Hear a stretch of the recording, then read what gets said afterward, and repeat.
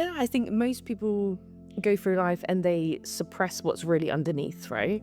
Which is why maybe they keep themselves busy or they try to just focus on the outside. But from what I've learned is, and what I've experienced through my own body and journey, if you constantly suppress what you feel emotionally, maybe it's that you feel the odd one out, maybe it's anxiety, maybe it's some kind of trauma, right? If you don't let that come up at some point in your life, it's gonna manifest somewhere. First time in 6 months after the breakup, I could breathe without anxiety. Yes. Like in 6 months, I could take a deep breath. Yeah, because you're out of your head and you're into your body. Exactly. When you're in your head, you're anxious. When you're in your body, you're present and you're at peace. Life goes up and down. And the more you're at ease with that, rather than expecting it to constantly be perfect or constantly to be a high, you embrace it. You become a lot more resilient and a lot more peaceful through the challenges, knowing it's there to actually teach you something and guide you in some kind of way. Very similar to your experience, and I never felt that I was enough. Absolutely. You can build all the muscle in the world and you can have the best body shape in the world, but you don't actually feel any better about yourself. If I've stepped on stage a million times, been shredded, and everyone's telling me I look amazing, but you got zero confidence. You don't actually have the self-esteem, right? So it's almost just like it's an armor which you think is gonna help your confidence, but it actually comes from within.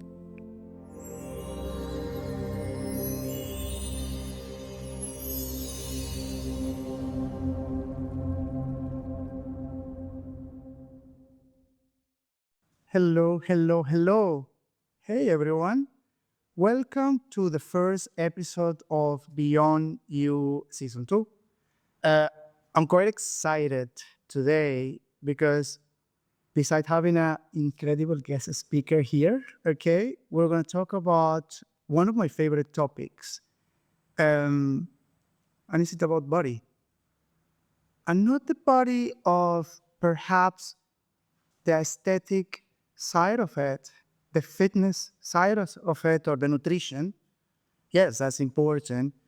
But the body as an entity, the body as a store of energy or even traumas, as a store of experiences.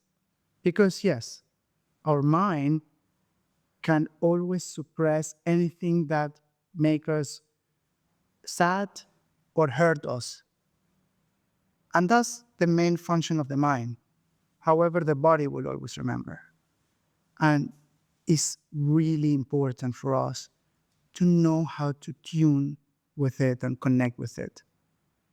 Today I have Sophie with me. She's a coach here in Dubai, very well known because she not only help her customers achieve their goal physically, but also spiritually. She provides tools for them to better understand themselves, understand their emotions, or whatever they're going through, and connect with their body or with themselves from inside. Eventually, I know Sophie from several customers. My sibling is one of her clients. I've seen the beautiful transformation. So I'm quite excited to have Sophie here talking about this really important subject. And let's just dive into it. So, Sophie, thank you for being here. Thank you very much for having me. I'm excited. I am super excited to talk about this with you. So, basically, I think, when we talk about body, we always think about this Superman or Wonder Woman Yeah. physique of muscles, abs. And that's an archetype, right? So Especially in Dubai. especially A little bit more so, yes. that's true. That's true. So when did you realize first in your own journey that the body is not a tool that we need to control, is perhaps an entity that lives within us or a pillar that we need to connect and listen to it? Yeah. I think for me, I competed for many years. And from the age of probably 22, maybe even from 20, until around 28, 29, I was obsessed with how I looked on the outside. Okay. And I was just obsessed with doing everything I could to look better. And I basically tied my identity to how I look, to the point where I didn't have a life outside of it. It's all I cared about, which is literally the outsides. And I think it got to a point in my life where I realized there's a lot more to life. And there's a lot more to your body than just the appearance as well, Okay, that's fantastic. in terms of the health of your body and how you connect with your body and how that can help you emotionally as well. Okay. And to answer your question a little bit more, I think I was obsessed with my body because I was obsessed with being able to control it. Okay. And I think that kind of control is very much you're in your head, you're not in your body. Yes. And emotionally, that makes you very anxious and you try to control everything and how you look. And I think once I got out of my head and stepped into my body and kind of connected with that more, it helped me to overcome that attachment to trying to control everything Wow. Yeah. and try to control how I looked. So it was quite a transition from the outside and being in my head and anxious to connecting more with myself and my body. You know, that's I also can relate to that because when I was a child, I was badly bullied, uh, by my little friends in high school, because I was very skinny and very short, etc.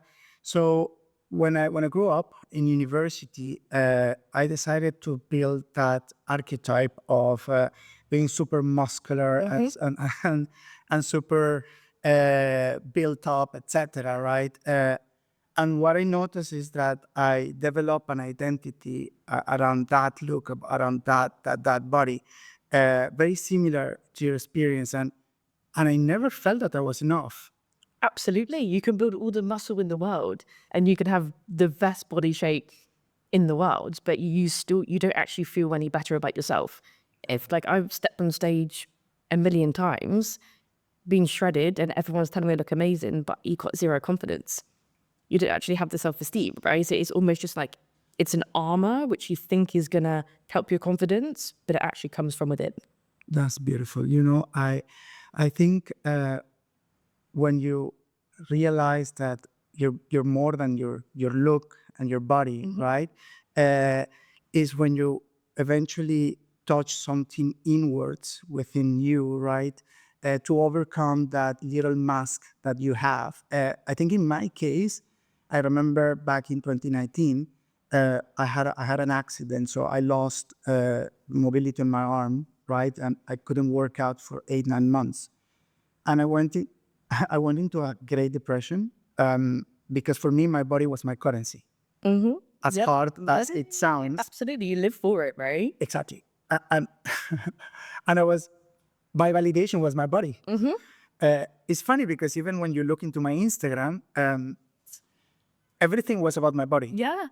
I think Instagram profiles say a lot about someone and where they're at on this journey, right? Absolutely. Yes, and then through that depression, and that's why perhaps within this space we accept our shadows, we accept our own insecurities, even we accept every kind of difficulties that we encounter because it's an opportunity to learn more about ourselves. Absolutely. Absolutely. In my case, I within that depression, I learned that there was an inner child that was bullied, that was shouting, and it was like knocking in a wall, like, please, can you see me? Can you validate me? You know? And that actually lead me to my next question, which is really important, which is, so the body sometimes can remember what the mind try to forget, right? Absolutely. And like in my case, it was that inner child all the time knocking. And what was knocking, it was that I was all the time anxious. And I was all the time anxious. And I could have six packs, but I needed 8. Yeah, yeah, absolutely. You know? So when we eventually have this a store of energies or traumas within our body, uh, how do you see that eventually affecting us and from where it comes, beside that inner child or that inner self trying to talk to us? So I don't know, in your journey or in your clients, how perhaps or people, how do you see people taking that, shouting it, or listening to it, and the process to listen to it? Yeah, I think most people go through life and they suppress what's really underneath, right? Which is why maybe they keep themselves busy or they try to just focus on the outside. But from what I've learned is, and what I've experienced through my own body and journey, if you constantly suppress what you feel emotionally, maybe it's that you feel the odd one out, maybe it's anxiety, maybe it's some kind of trauma, right? If you don't let that come up at some point in your life, it's gonna manifest somewhere. Those emotions, like I was also very anxious, like my entire life. In COVID, when I had to sit in four walls by myself, anxiety got uncontrollable. That was when I had to deal with it. That was when I realized the state that I was living in. Of course. And the reason why I'm so passionate about how the mind and emotions can impact the body is because during that time, I caused myself health issues, gut issues, hormone issues, all these challenges, which literally come from my own emotions. And because I wasn't able to kind of articulate or understand them at the time, they manifested in my body. So my body was talking to me. That's when I started therapy and mindset work, personal development work, and actually understanding my past. When I, even just looking back and understanding where those emotions and the anxiety came from, it was a huge relief. And that was when the journey started to coming out of my head and getting those emotions to come up, dealing with them, and therefore reconnecting and becoming more relaxed in my body, more grounded. That's beautiful because, in, in my own journey is very similar, right? We're mirrors in this universe, and we mirror one another.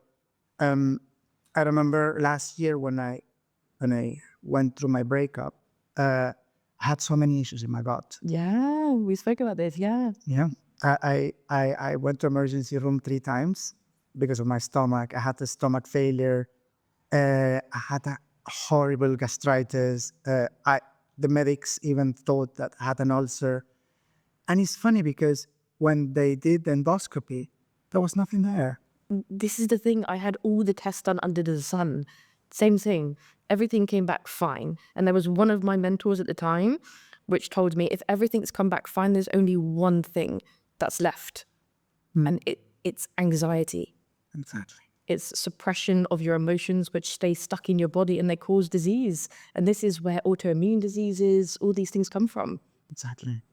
It's funny because actually it's interesting and funny at the same time because within a family, we have different patterns that they actually get manifested in different type of anxieties or different type of pains stored in the body. Like in my case, it's in my anxieties. I think in my sister, she grind her teeth a lot. Absolutely. Yeah. And it's because I know that she struggled to talk about her truth. Yes. And talk about her limits, right? I'm not saying this because I know that you're her coach and I know that you're in that process. And for her, it's her teeth, it's her throat. She always have issues, her thyroids. Yeah. Very similar. Chakra. Thank you.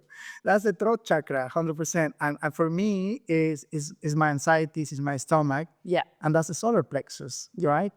And it's interesting because it also goes with the loyalty to your family. If I look into my mom, she suffered from thyroids. She actually went into a thyroid treatment back in Venezuela. Yeah. And my dad, he does have ulcers. He has a lot of issues on his stomachs, right? Eventually, these are people that are 60s, 70s, Yeah. that they actually haven't done what you just said, right? Absolutely. About the emotions. Absolutely. And this is my life's mission right now, is not getting to 60 years old and having not done that work. It's almost like breaking that generational trauma, whatever you want to call it, and choosing to take responsibility for your trauma and deal with it. Yeah. Because on the other, it's hard, which is why most people avoid it. But on the other side of it is a lot more joy and peace, and just knowing that you've grown and knowing that you've dealt with those emotions. It's a never-ending journey, Exactly. but life feels very different. Yes. Otherwise, you'll stay in those kind of coping mechanisms, things external to yourself your whole life. Distracting yourselves. Okay. Trying to just put a pan and don't go and look into those patterns, etc. You mentioned something important that I want to pick on it, like, and I think we need to embrace it, right? Is that the process of healing is going inward, but it's not going to be easy because It's very hard. It's the hardest thing you ever do in life. Maybe Father having kids did have those yet, but yeah, that's true. But even having kids, you eventually, I wouldn't know, and you wouldn't know either. But it's an immense amount of pain. But what comes after the pain is beautiful. joy, of course. Right? The way that I always say is life is a lot more colorful Exactly. after you've done that work. Yeah. Even when you go to a rainy day, there is a rainbow, right? And then, and I think, yeah, people don't want to go into, or it's easier actually to cope, to distract yourself, Yep. rather than going inward, because they know that there is an immense amount of shadows, pain that will take. However, going back into the body, if we don't actually do it and tune to that, then this kind of energy that is stuck, because and we discussed in this space about that emotion is an energy in motion. So Absolutely. when you suppress them, what you're doing is that it's a stuck energy, right? Yes. And then from the ethereal body, it just goes into the material body, right? If And- yourselves, yeah. Exactly. And then this is when this kind of disease translated in the physical body, Yeah. in any stage, right? I even have a friend that he's type 2 diabetes, Yep. right? And it was because also he couldn't listen to his inner child, and he was all the time taking the role of the caretaker, the savior of everyone, right? Mom, dad, siblings, friends, ex, partners, etc. And now we understand that eventually that process is inwards. What do you see as a recommendation, or activities or journey to kind of connect with your body? Some people talk about grounding. Some people talk about, I don't know, somatic therapy, etc. Like, how was your journey, perhaps? Yeah.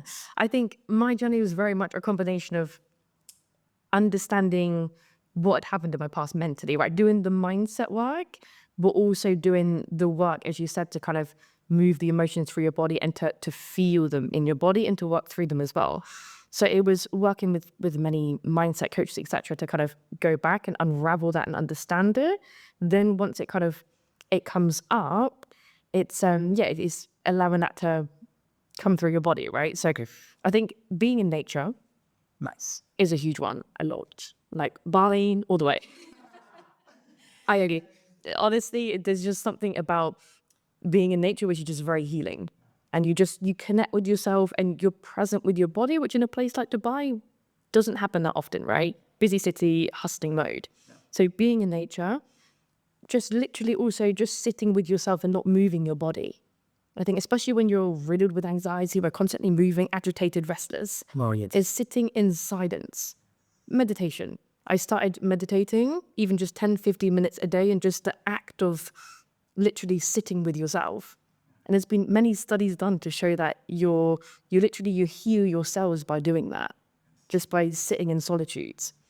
And obviously movement. I'm a huge fan of movements. Obviously weight training, sure, but I started to move in different ways. Okay. Walking, obviously, but I started to surf, being in nature and moving your body. You're just super present.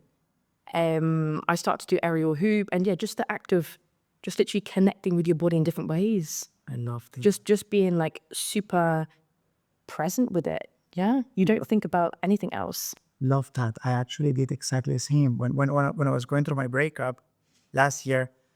So I went to Vietnam, incredible. I went to Thailand. Eventually, yes, you're right. We're in. It's funny. We're in Dubai, but I went to this beautiful meditation, and when the healer finished, she went to me and she's like, "There's a stock energy in your stomach." She could see it, and I was like, "Yes." She's like, "Move." Move your body. Yeah, she just said move. And I was like, move. She's like, It's healing. It's healing. Yeah. and then she was like, okay. And I was like, how do I move? Yeah. And she was like, it was GLT, right? So in GLT has like some grass around. Yeah. She's like, do you see that tree? Like, yeah. This is when you start hugging trees. It was so funny, but it was very releasing. So what I started doing is that I was leaving the office, I remember, on a Monday, okay? And I was going to Greens. I was removing my shoes and I was walking barefoot and I was hugging trees. Grounding. Exactly. Exactly. And you know what? At the beginning, it was a bit awkward, right? Because it's something new and you feel like people will think that I'm crazy. But then, like, after 10 minutes, 15 minutes, there was something coming. Like, it was the silence. I'm not joking. It was the birds, which is interesting because it was in August, so 50 degrees outside, but I could hear birds. Yeah. I could see cats. I could see even dogs and swan, in the Greens Lake. And for the first time in 6 months after the breakup, I could breathe without anxiety. Yes. Like in 6 months, I could take a deep breath. Yeah.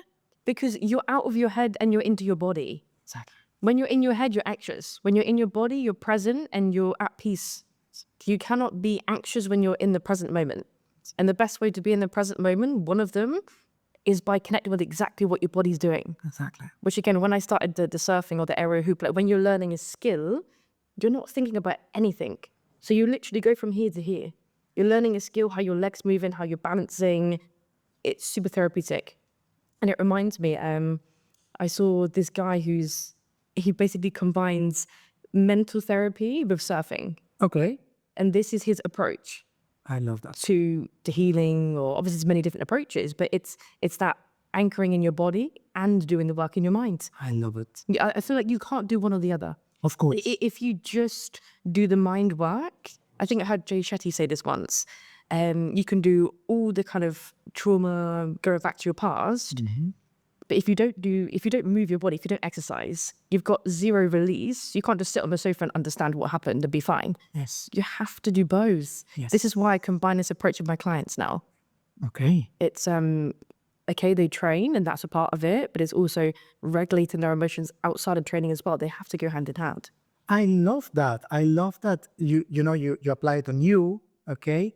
You have seen it on you. Eventually, we all go into this process and journey, and you're trying to eventually at least give it to your clients, whether they want to take it and they're ready to it or not, fine. But as a coach, you're like, this served me, okay? And also it's proven. So here you are, if you actually wanna go for it. I remember, you mentioned something important, which is the mind and the body. And it's true, and that's why eventually within this season we talk about the body, and then we're going to talk about the mind. Within spirituality, eventually we have positive, negative energy, and then we have perception, right? So the body is a positive energy because the positive energy, okay, is the energy of starting, of movement, of eventually creating. The negative energy is the energy of transforming, which is the mind. The mind transforms, okay? And you have to do the job in both ways, I remember when I broke up, it was all about how do I correct myself. Actually, I was very mental. Yes. And I was spiraling. Yeah. And you start to create stories, right? Yes. Exactly. Which we all do, which no one talks about. Exactly. I created the stories. I created the story of I should have done this, or I should have done that. Yeah. And I was spiraling. And that's how, when I actually realized that it's not only a mind job, okay, I have to anchor to the body and I have to relive every single experience, okay? And that takes me to somatic therapy, right? Which is we relive the experience from the mind to the body so we can feel the emotion and then movement to release them. And that goes to what you said. It's a constant, mind and body type of work, together. It is, yeah. That's beautiful. Yeah, it reminds me of a heartfulness meditation that I did recently, which basically, is taking you out of the mind into your body, but into your heart. And I think when you connect, when you come out of your mind and into your heart, that for me was where I healed the most. Yeah. And so the meditation is all about just connecting with your heart. And that's where I found the most peace. And I started just to feel more grounded and at ease in my body. That's nice. Just like imagining coming out of here into there, just a thought process. Exactly. So what you're doing is that the mind, it always takes you to these different scenarios of past and future. And then when you go to the body, you ground and you go into the present. Absolutely. Yeah. And this is beautiful because eventually within this dimension, we have the positive, the negative, the mind, the body, and then we have the soul, which is perception. And what the soul does is that it oscillates all the time. It just moves from the positive experience, okay, to the negative. But it's just about keep learning. So our function, okay, as humans, that we have these three entities within us, okay, is all the time embrace that we will have light and shadow. Yeah, absolutely. We will have positive and negative experience, okay? And we should just have or acquire a level of consciousness, okay, to go through one and then to go through another. Yeah, and each time you do that, you look back on your life and you look back at the challenges and you know that you've got the strength to overcome the next one and you expect it in advance. And that happened to me recently. You've seen the low, you've come up to the high and you're feeling on top of the world, yet you're expecting the next challenge and I broke my foot. And I expected it. And when it came, I handled it a lot better because I knew that it was coming. Right? Life goes up and down. And the more you're at ease with that rather than expecting it to constantly be perfect or constantly to be a high, you embrace it. You become a lot more resilient and a lot more peaceful through the challenges, knowing it's there to actually teach you something and guide you in some kind of way. I love that. Especially I coach a lot of high achievers, right? And they can be perfectionists and they want to feel good and they want to achieve. And it's like, yeah, but it's not always going to go to plan. It's not always going to go your way, right? So you mentioned something really important, right? And in one of your videos, which is not everything is about measuring food, right? I'm going to pick on that video. I loved it because you said maybe at the beginning is just because you need to understand the portions, etc., right? And that goes with what you said about control, right? But you don't have to leave waiting your food every time, right? Yeah. Because you have a life as well. Exactly. It's about acquiring consciousness, right? It's about acquiring awareness, okay? That you build with time, and then you just let go because you start understanding your body, understanding, I don't know, your calories, your macros, your food, etc., right? The thing is, you can understand that, but it's very difficult to apply. And I've had many clients and people that I know used to compete, etc. When you're so used to using that scale, it's like you know how much 50 grams is, but you still put it on the scale because mentally you need to see that number. It becomes like a mental fix, and it is a form of control. And many athletes and high achievers are the same, that they know what it looks like, but it's just literally having the control over that. And it's when you're a perfectionist, the hardest thing to take it away. Okay. And to be able to eat out without it, but it requires a lot of growth and letting go and realizing it's no life. It's just literally an escape. It's almost like doing drugs, like drinking alcohol. Same thing as a scale. You can't put it down. If someone takes it away, you're gonna panic. You're gonna lose your mind. So I think you mentioned something really important about eventually drugs, addiction, etc., right? Because it's also a form of abuse to our body. Yeah. And it actually comes into play because we just want to run away from our inner self. And our current reality. And our current emotions, yeah. We want to dorm that. And I want to talk also very similar with what is common in this world, which is the archetype of the men all the time being, um, in the men community with all the respect or the player. And that will eventually make him more of a man, The opposite. Exactly. And it's funny because when we have a guy who always is in a constant hookup, what the guy is trying is to get validation from the outside, from one and another, one and another. And they feel empty inside. Exactly. And then you have a woman, which she always want to be in a relationship. And it goes from one relationship to another. She can't be on her own. Exactly. And then if not, you have an addict who it could be in a codependent relationship or drugs or alcohol. And then that is a form of abuse, whether it's substance, but also within yourself, because and that materializes in the body as well, right? In a way that the anxieties, etc., you're kind of like abusing also your own body. Absolutely, because when that person's taken away, whether it's a hookup or a relationship that you're using just for company, that person's taken away, how do you feel? Right? If you feel those anxieties, that trauma coming up, you haven't dealt with it. Exactly. That's why I really believe in doing a good amount of the inner work, looking back at your past and understanding it before a relationship. You're never going to be at the perfect point in your life. Of course. But I feel the more you work on yourself, the more you're going to attract in line with a better version of yourself, right? Amen. Amen. I think that's so much.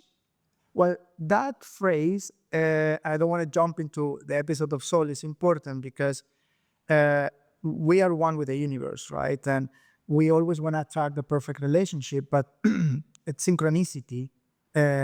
It's not about what you want, it's about who you are. Yeah, you attract from what you are, not what you think you are. Exactly.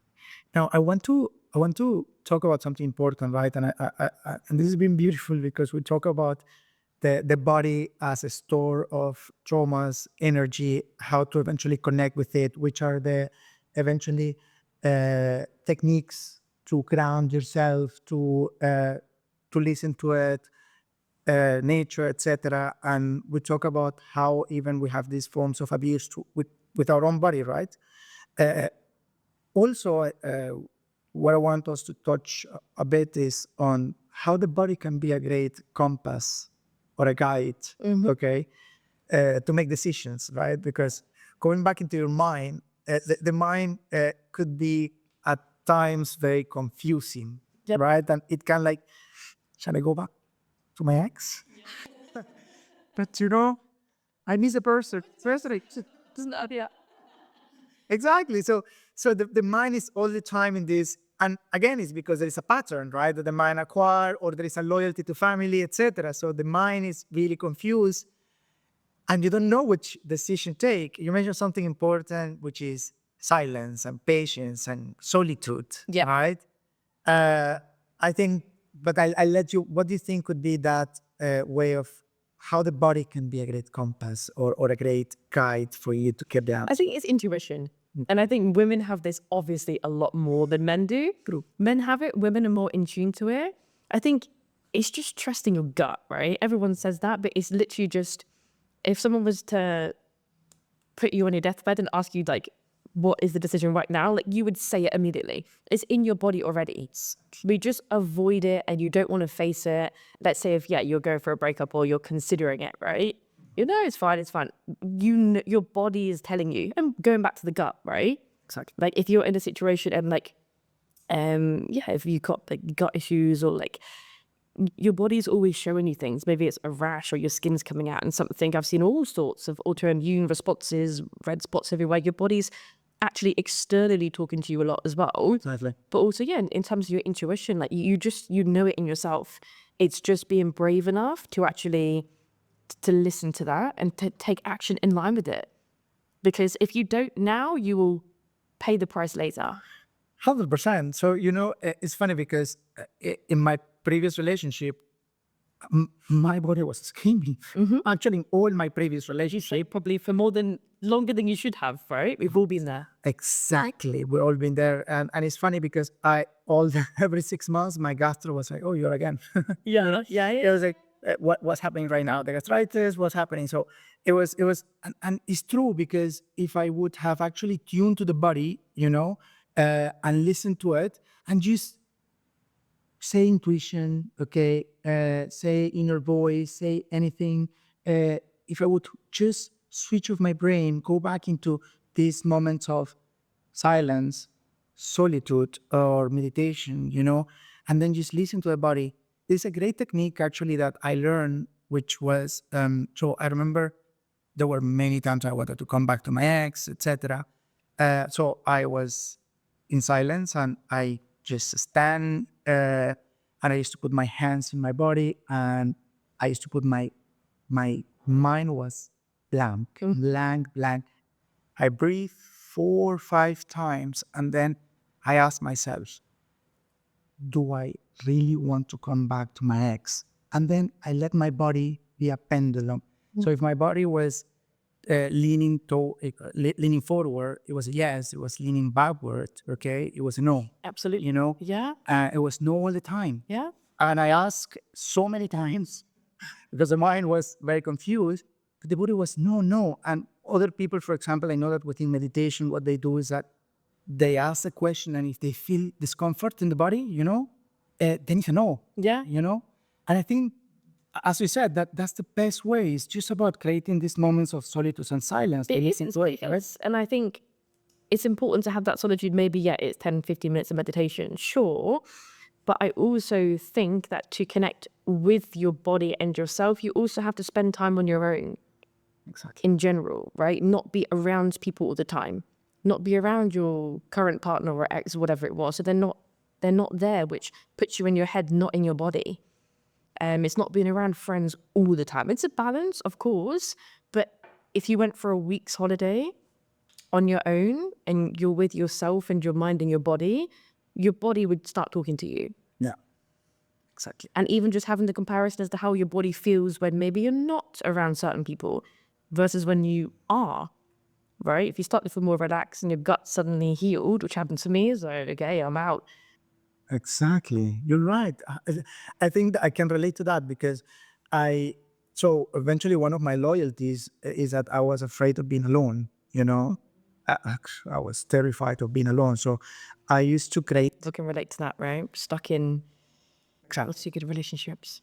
Exactly. And I think I was creating a lot of noise on purpose by talking to friends, calling friends, distracting myself going out, Everything outside of you.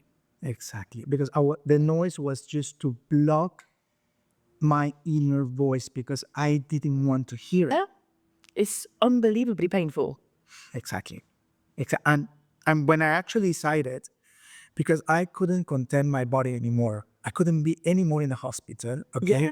It's almost like you become out of control with it, right? Exactly. And sometimes, unfortunately, you have to reach that peak of like you're riddled with anxiety and your gut is in the mess and you're in hospital. You have to reach that peak sometimes. That's when you change. Yes. And I think we probably learn from that and then being able to make changes now when we reach smaller peaks. Exactly. Yeah, I think I mentioned it in one of the episodes in season 1 where eventually we life is a perfect, ups and downs. What is important is that these ups and downs can be this, or it can be more regulated. Yeah.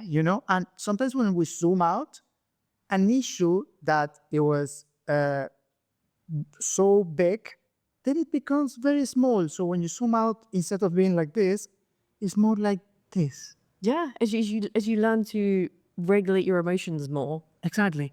Right, you're more aware of it and you catch them sooner and you take action sooner and you trust your gut more and you take decisions faster. It's okay. You know who you are more, right? So I completely love the fact that it's about solitude, it's about silence, it's about listening to yourself, it's about connecting to your body, it's about letting your body tells you as a part of you and not as a, and it's interesting because when I see you at the gym, oh, then you're the archetype of a perfect, coach. And and then having you here and telling me is more than that, and we're more than this. Absolutely. Is healing. Yeah, you are more than your body. There's many different areas of life, right? For many years, I abandoned family, didn't see them for 4 years, didn't care about it, just cared about competing. Relationships, non-existent. Social life, non-existent. If you have the body, but you don't have any of that, you're going to feel very empty inside. Exactly. You can have the perfect quads and abs, but there's no real meaning to life. Exactly. And that is what makes Sophie, correct? Or Shark. 3.2. I heard that a lot these days, like Charlie point 2, I don't know, 2.0, I don't know. So I'm like, you know what? I think it's just me being me now. It's just me not having any sort of mask or fear in body-wise or mentally-wise or et cetera, because I remember before it was not only the archetype of the body being Superman, it was also the archetype of I read 10 books into months. Right, yeah. Basically tying your worth to achievement, right? Exactly. It's very hard as a high achiever. It very much is. And I think it's the key once you reach kind of this level is being okay with the fact that you've still got a few things to work on. Yeah. But not being conscious of yourself or criticizing yourself or being hard on yourself. It's like, yeah, I still have a little bit of perfectionism. I still like to control things sometimes, but you don't bash yourself. I'm a bit of a productivity freak. I like to feel productive in my days. I'm aware of the fact that it's there and it's never ending. The work on yourself is never ending. Body, minds, emotions, until the day you die, right? All you can do is constantly strive to be better. That is the main purpose that we want to send to our viewers, to actually embrace our lights and our shadows. Absolutely. Because that makes us, that makes Sophie, Your authentic self. Exactly. And that's the purpose of having this space, right? To talk about these lights, but also talk about these shadows, right? The shadows create the light. Exactly. That's exactly, and it's okay not to be okay. Absolutely. It's okay to go through pain, to go through difficult times and experience. That's part of life, because then what comes out of it is a more authentic version of yourself. Yeah. Perfect. So, look, thank you for being here. I don't know if you want to say a final remarks to our viewers. Of course. I think if I had to say one lesson, it's strive to be better on the outside. It gives you confidence and it's a way of challenging yourself, but don't forget to look inwards and don't forget to match every single other area of your life with how you look on the outside as well. Amazing. Get out of your head into your body. Nice. That's beautiful. Guys, this was Beyond You. Thank you for being here. My pleasure. Thank you for having me. I can't wait to have you in the episode 2 where we're going to talk about our mind. And yes, our mind can be very dysfunctional, but if we know how to connect with it, like how we connect with our body, okay, it can also be a great compass and a great friend to us. We just need to know the right tools, okay, to go inwards, okay, and to connect with it in the right way. I send you many kisses, okay, and I hope you're having a great day. Stay in touch. Beyond You was made with a lot of vulnerability, a lot of love for you to feel seen and to feel validated. Thank you, guys. Thank you very much. Thank you.